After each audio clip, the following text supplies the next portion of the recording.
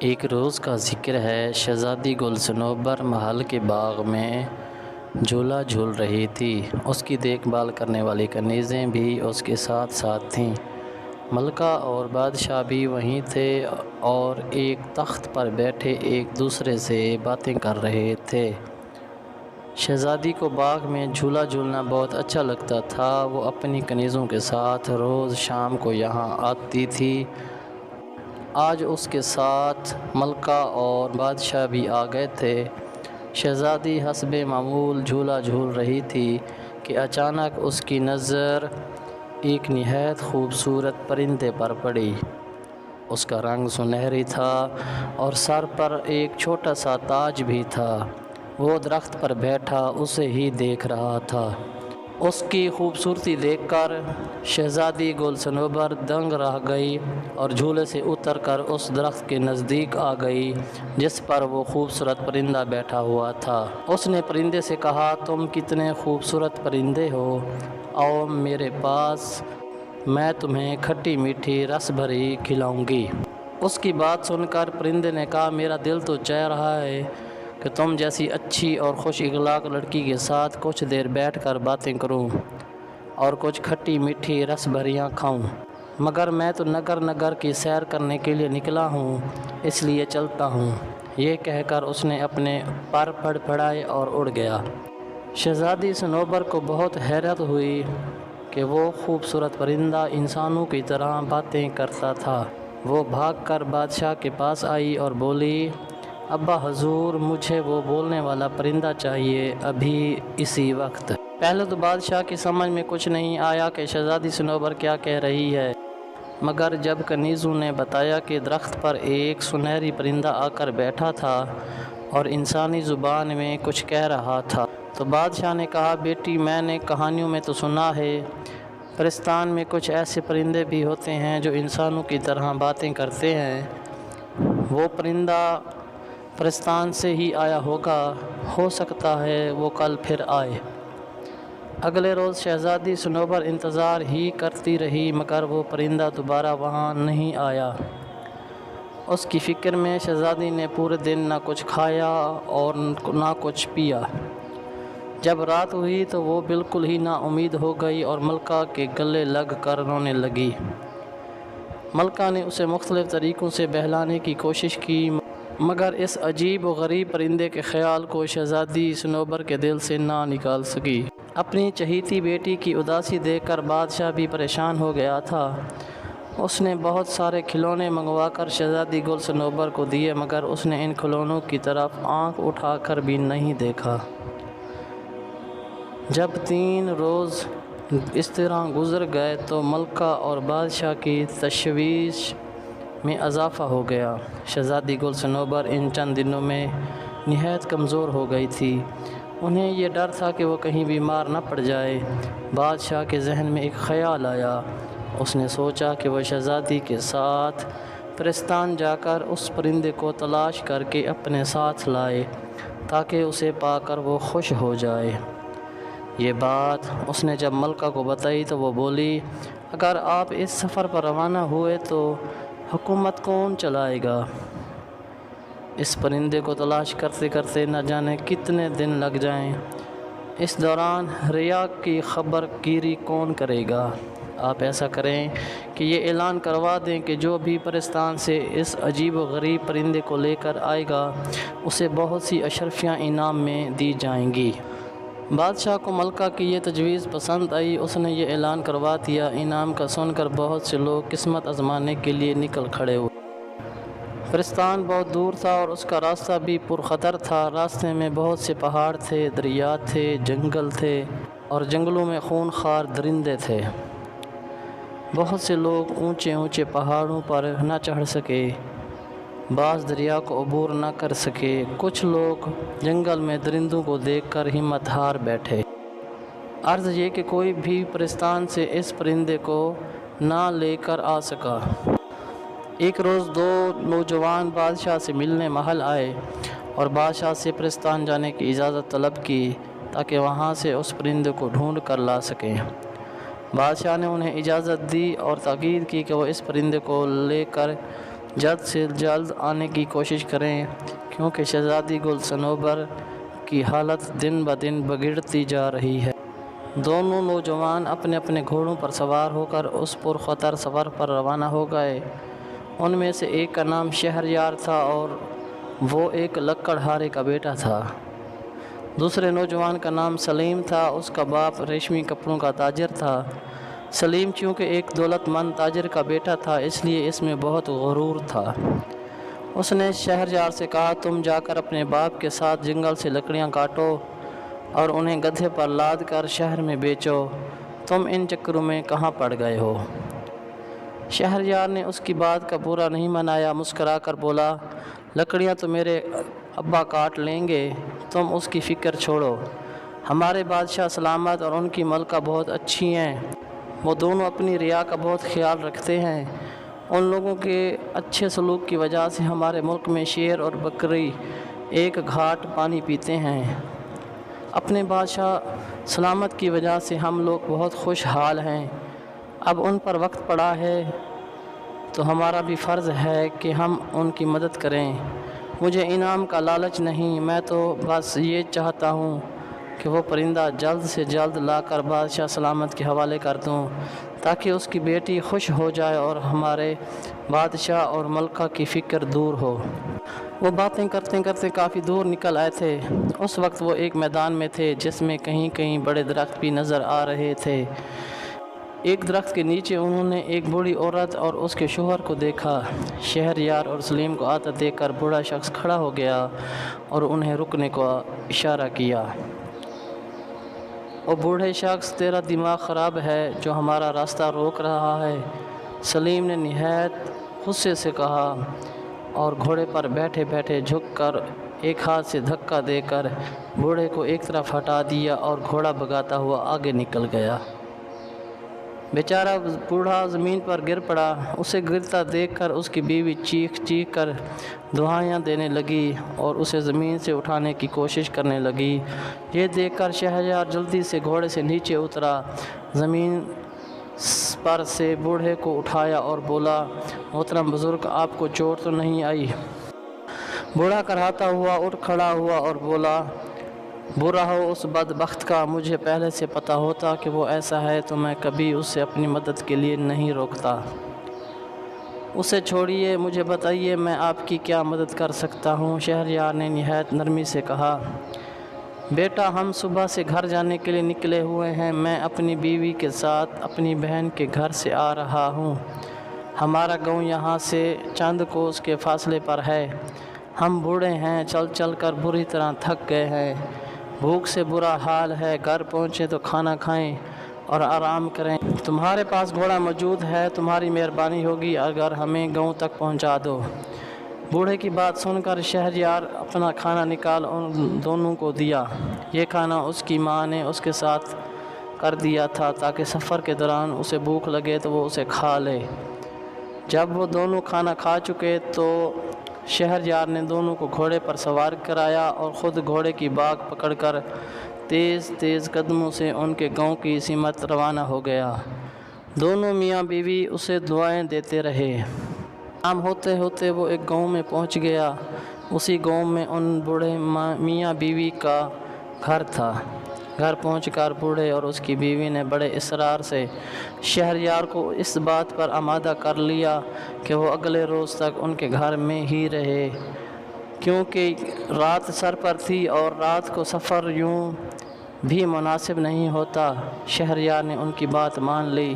رات کو کھانے کے بعد بوڑھے نے کہا، اب نوجوان تم بتاؤ کہاں سے آ رہے ہو اور کہاں جا رہے ہو؟ جواب میں شہریار نے پوری کہانی سنا دی اور بتایا کہ وہ بولنے والے پرندے کی تلاش میں پرستان جا رہا ہے تاکہ اسے لے جا کر شہزادی گل صنوبر کے حوالے کر سکے۔ اس کی بات سن کر بوڑھا سوچ میں پڑ گیا۔ کچھ دیر بعد اس نے کہا، پرستان میں کچھ ایسے نایاب پرندے بھی ہوتے ہیں جو انسانوں کی طرح باتیں کرتے ہیں، مگر انہیں وہاں جا کر تلاش کرنا پڑے گا۔ پرستان جانے کے دو راستے ہیں، ایک راستے پر خطرات ہیں اور اس کا راستہ بھی بہت طویل ہے، दूसरा रास्ता करीब का रास्ता है, अगर घोड़ा तेज़ रफ्तार हो तो 1 घंटे में वहाँ पहुँचा जा सकता है। उस रास्ते पर कोई ख़तरा भी नहीं है। अगले रोज़ शहरयार सुबह सवेरे बेदार हो गया। बूढ़े ने उसे फिलिस्तीन का रास्ता अच्छी तरह समझा दिया था। वो रवाना होने लगा तो बूढ़े ने अपने घर के पिछले हिस्से में लगे दरख्तों से बहुत सारे अमरूद तोड़कर एक थैले में रख दिए। एक थैले में रखकर उसे दिए और बोला, फिलिस्तीन के परिंदे अमरूद बहुत शौक़ से खाते हैं। ये फल फिलिस्तीन में नहीं होता, इसलिए इनकी तलाश में वो इंसानों की दुनिया में आ जाते हैं। तुम ये अमरूद अपने पास रखो, मुझे यकीन है उनकी खुशबू वहाँ के परिंदों को तुम्हारी तरफ मुतवज्जे कर देगी। हो सकता है इनमें कोई ऐसा परिंदा भी हो जो इंसानों की तरह बातें करता हो। शहरयार ने अमरूद लेकर उसका शुक्रिया अदा किया और घोड़े पर सवार होकर वहाँ से रवाना हो गया। जिस रास्ते पर उसका घोड़ा दौड़ रहा था वो बहुत साफ़ सुथरा और हमवार था। एक लंबी पगडंडी थी जिसके दोनों तरफ में हरी भरी घास थी, कहीं कहीं फूलों के पौधे भी नज़र आ जाते थे। उस रास्ते पर सफ़र करते करते वो बहुत जल्द फिलिस्तीन पहुंच गया। वो फिलिस्तीन में दाखिल हुआ तो चारों तरफ बहुत चहल पहल नज़र आ रही थी। हसीन और जमील परियां खूबसूरत और रंग बिरंगी लिबास पहने इधर से उधर उड़ती फिर रही थी। परिजात बाज़ारों में घूम रहे थे और मुख्तलिफ़ एशिया की ख़रीदारी में मसरूफ़ थे। शहरयार ने एक मैदान के चारों तरफ बहुत सारे परिजातों का झमकटा देखा। वो करीब गया तो पता चला वहाँ 2 देवियों की कुश्ती हो रही है और ये सब उन देवियों की कुश्ती देखने के लिए जमा थे। उसका भी दिल चाहा कि देवियों की कुश्ती देखे, मगर उसने वक्त ज़ाय करना मुनासिब न समझा और बोलते हुए परिंदे की तलाश में चल पड़ा। उसकी नज़रें दरख्तों पर लगी हुई थीं ताकि उसे परिंदे नज़र आ जाएं। चलते चलते वो एक बाग में पहुंचा। वहाँ पर बहुत सारे छोटे बड़े निहायत खूबसूरत परिंदे फ़ज़ा में उड़ रहे थे। वो सब इसी सुरीली आवाज़ों में चहचहा रहे थे, मगर इनमें से कोई भी ऐसा नहीं था जो इंसानी ज़ुबान में बातें कर रहा हो। शहरयार को मायूसी तो हुई, मगर उसने हिम्मत नहीं हारी। उसने घास पर बैठकर कुछ अमरूद की काशें अपने सामने एक कपड़ा बिछा कर रख दी। अमरूद की खुशबू से जितने भी परिंदे थे वहाँ आ गए और अपनी नन्ही नन्ही चोंचों से उन्हें खाने लगे। और भाई परिंदों, क्या हाल है? उसने कहा, मगर किसी ने भी उसकी बात का जवाब नहीं दिया। शहरयार समझ गया कि इन परिंदों में कोई ऐसा नहीं है जो इंसानों की तरह बोलता हो। अमरूद की काशें ख़त्म हो गई तो वो सब खुशी खुशी से चहचहाते हुए उड़ गए। अचानक एक सुनहरे परों वाला परिंदा फ़िज़ा से उड़ता हुआ आया और शहरयार के सामने बैठकर बोला, अफसोस, मुझे आने में देर हो गई है, सारे अमरूद तो ख़त्म हो गए हैं।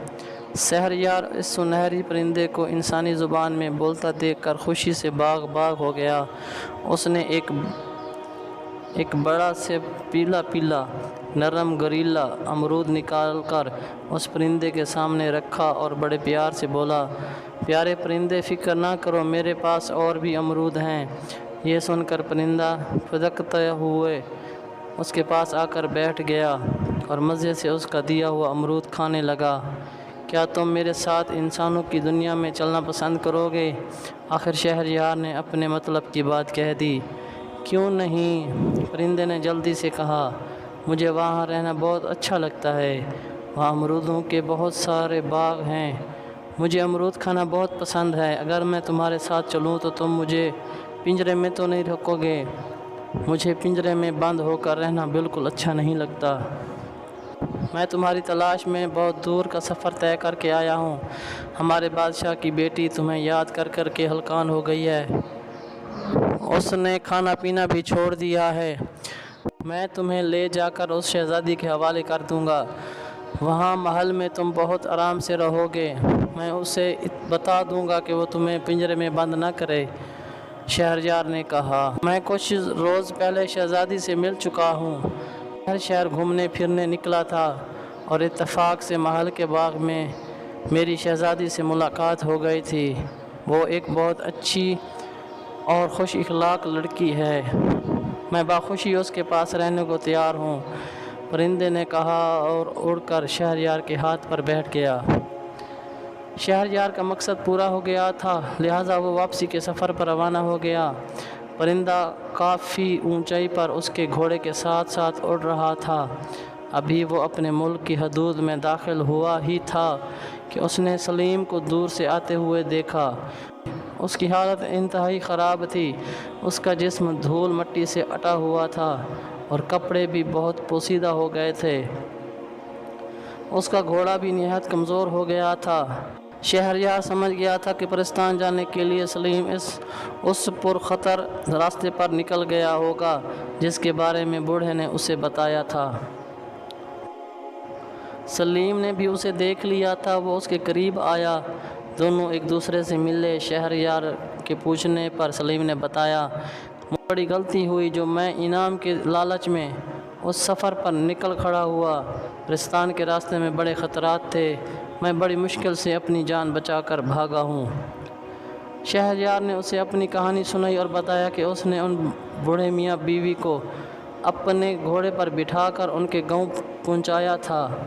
بوڑھے نے خوش ہو کر اس کی مدد کی، جس کی وجہ سے وہ بولنے والا پرندہ حاصل کرنے میں کامیاب ہو گیا ہے۔ وہ پرندہ تو تمہارے پاس نظر نہیں آ رہا، کہاں ہے وہ؟ سلیم نے بڑے اشتیاق سے پوچھا۔ شہریار نے آسمان کی طرف دیکھتے ہوئے اوپر اشارہ کیا۔ سلیم نے دیکھا کہ ایک خوبصورت سنہری پرندہ اس کے سروں پر منڈلا رہا ہے۔ انہیں کرتے دیکھ کر پرندے نے چلا کر کہا، شہریار جلدی چلو، ایسا نہ ہو کہ رات ہو جائے۔ شہریار نے سلیم کو خدا حافظ کہا اور اپنے گھوڑے کو چلنے کا اشارہ کیا۔ سلیم نے اسے جاتا دیکھا تو بولا، اگر میں ان بوڑھے میاں بیوی کے ساتھ برا سلوک نہیں کرتا تو مجھے بھی بولتا پرندہ مل جاتا۔ شہزادی کے پاس ایسے 2 پرندے ہو جاتے۔ میں نے اپنی بد اخلاقی کی وجہ سے انعام حاصل کرنے کا موقع ضائع کر دیا ہے، مجھے اپنے برے سلوک اور غرور کی سزا مل گئی ہے۔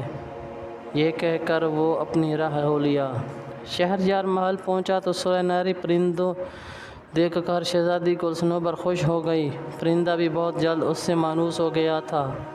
شہزادی جہاں بھی جاتی وہ اس کے پیچھے پیچھے ہوتا۔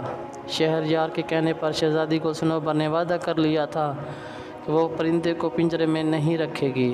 شہزادی گلصنوبر کو خوش دیکھ کر بادشاہ اور ملکہ نے بھی سکھ کا سانس لیا۔ بادشاہ نے شہریار کی ہمت اور بہادری کی بہت تعریف کی۔ رات ہو گئی تھی، اس لیے بادشاہ نے شہریار کو گھر نہیں جانے دیا اور اسے شاہی مہمان خانے میں ٹھہرانے کا حکم دیا۔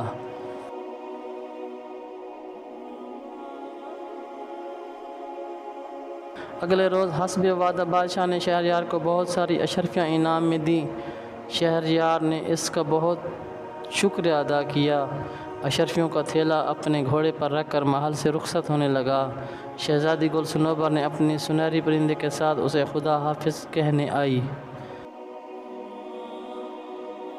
شہریار محل سے نکلا تو اس کا رخ اپنے گھر کی جانب نہیں تھا، وہ بڑی تیزی سے اپنا گھوڑا دوڑاتا ہوا اس بوڑھے کے گاؤں کی جانب جا رہا تھا، جس کی مدد کی وجہ سے وہ بولنے والا پرندہ حاصل کرنے میں کامیاب ہوا تھا۔ وہ ان کے گاؤں میں پہنچا تو بیچارہ بوڑھا بیمار پڑا تھا اور اس کی بیوی اس کی دیکھ بھال میں لگی ہوئی تھی۔ بیماری کی وجہ سے بوڑھا اپنے کام پر بھی نہیں جا سکتا تھا۔ ایسے میں شہریار کی اس روز کی دی ہوئی رقم ان کے بہت کام آئی تھی۔ شہریار کو دیکھ کر دونوں میاں بیوی خوش ہو گئے۔ شہریار نے اپنی کامیابی کی خبر انہیں سنائی، پھر اس نے بادشاہ کے دیے ہوئے انعام میں سے آدھی اشرفیاں بوڑھے کے حوالے کی اور بولا، آدھے انعام کے آپ بھی حقدار ہیں، اگر آپ میری مدد نہ کرتے تو مجھے وہ پرندہ کبھی نہ ملتا۔ اتنی بہت ساری اشرفیاں دیکھ کر وہ دونوں خوش ہو گئے اور شہریار کو دعائیں دینے لگے۔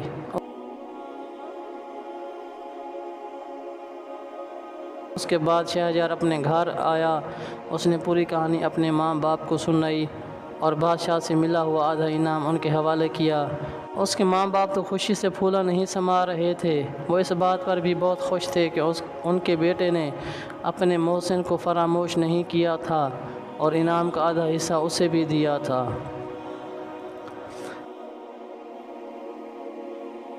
انعام میں ملی ہوئی اشرفوں سے شہریار نے اپنا کاروبار کر لیا۔